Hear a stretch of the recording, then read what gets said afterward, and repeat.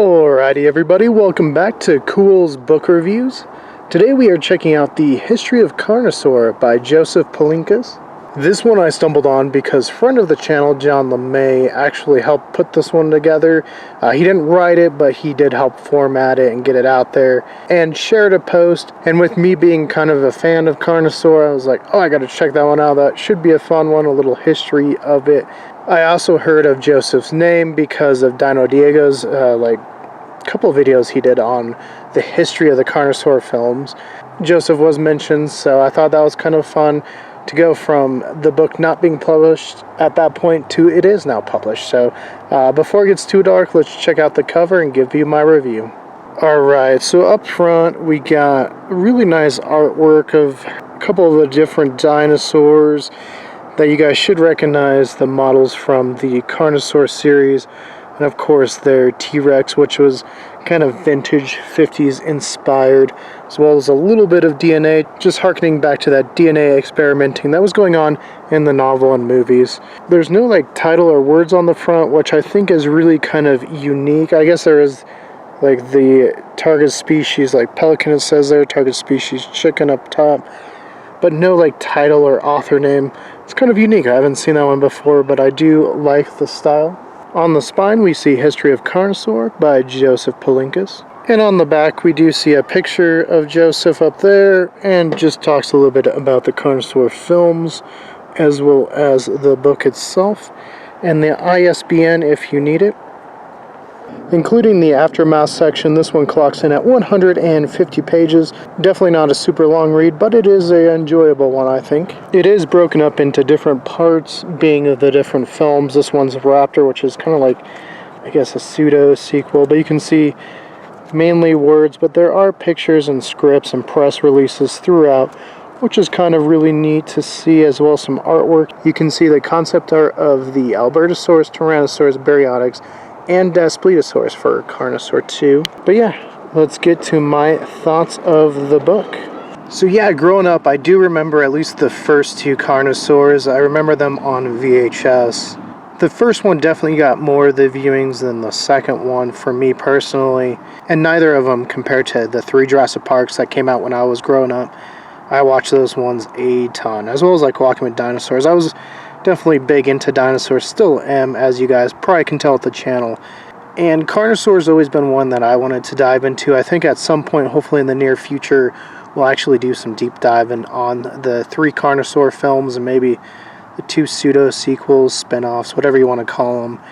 And so I knew I wanted to pick this one up once I had seen John LeMay post it. I thought it was really cool, and I didn't really make the connection about Joseph's name being connected to the Dino Diego episodes until talking to the Grand Myth, and he was like, oh, check that out. And I was like, oh yeah, I do remember watching these ones. And one of the main names right off the bat was Joseph, and it was made pre this book coming out, so it was kind of cool to see it come to fruition. Now this one is not an official tie-in. It's not associated with anyone that worked in the project, just somebody, i.e. Joseph, who really enjoyed the Carnosaur films and wanted to show it some more respect and love, since it doesn't get all these books and follow-ups and retrospectives like Jurassic does. But as far as being one of those fundamental 90s B-movies, if you want to call that, the Corman low-budget films, it definitely has a reputation and a cult following, the first 2 for sure. Now, being that this one is formatted by John LeMay, it does share some similarities to Kong Unmade or Jaws Unmade, at least in the formatting and how each chapter is set up with, at the beginning it'll tell you the movie title, who's in it, the budget, that kind of stuff. Just reminded me of those. Now, it's definitely not written in his style. Joseph definitely has his own voice and everything. Just something I noticed, and hey, if you appreciate those books, you'll appreciate this one.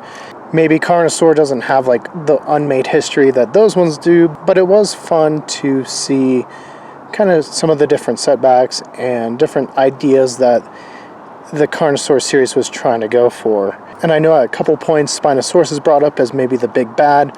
Now this would have predated Jurassic Park 3, so we would have got more of that Allosaur with a spine, type of deal that we got in the 90s rather than the baryonyx with the spine that we got for Spinosaurus and JP3. But I still think it would have been super cool.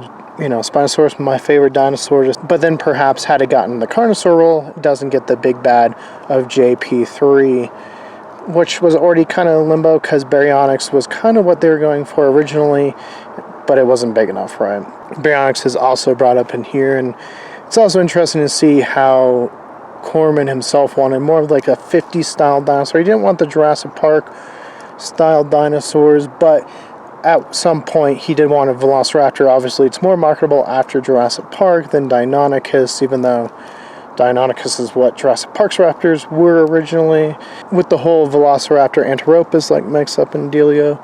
But at that point the special effects team came in and used the bodies of the Deinonychus but reformatted the heads to look more like Velociraptor.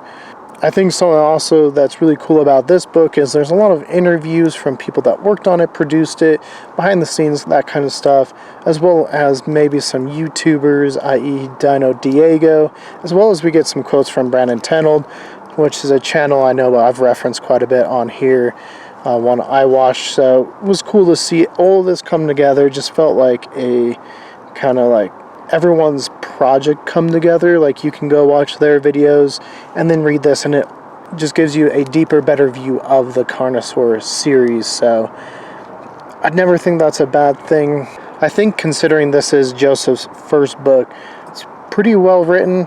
Again, you do hear a voice, and it's not very similar to John's. It's just formatted in that style of the Unmade series, but I do think Joseph has a good writing voice, and so I would definitely be up to reading more.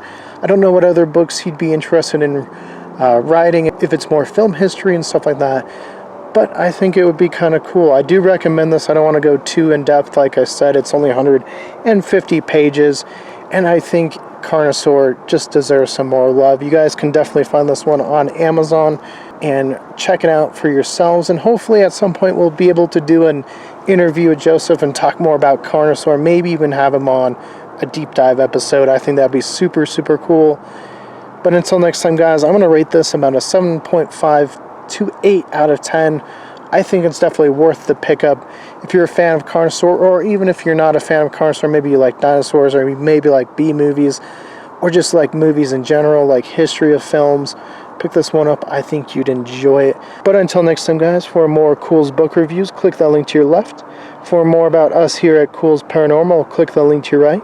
And don't forget to hit the like and give us a subscribe. And let us know, have you read the history of Carnosaur, or checked out Brandon Tenold's videos, or Dino Diego's? Tell us in the comments below, and let us know what your favorite of the Carnosaur series was.